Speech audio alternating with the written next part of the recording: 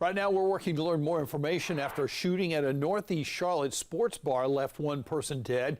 This happened at First and Goal. That's off University City Boulevard. That restaurant just minutes from UNC Charlotte's campus. WBTV's Jason Puckett spent the day looking into what happened. He learned this isn't the first time a violent incident and people have witnessed in the area.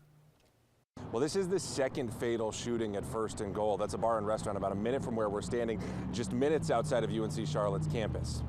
This is what the scene looked like early Wednesday morning. Multiple Charlotte-Mecklenburg police officers and detectives at the First and Goal restaurant.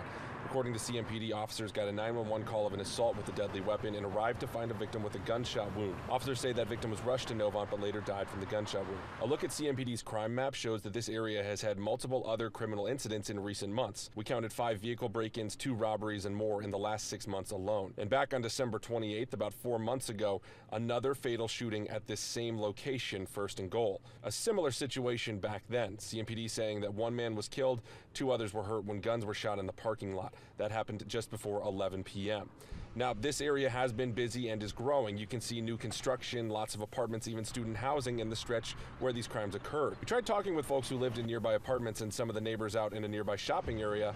Most seemed unaware of what had happened overnight. A few told us they felt unsafe at night around here, but one thing they all had in common, they didn't want to put their face on camera to talk about safety.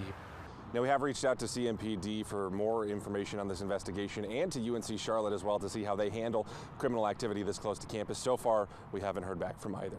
For now, here in the university area, Jason Puckett, WBTV, on your side.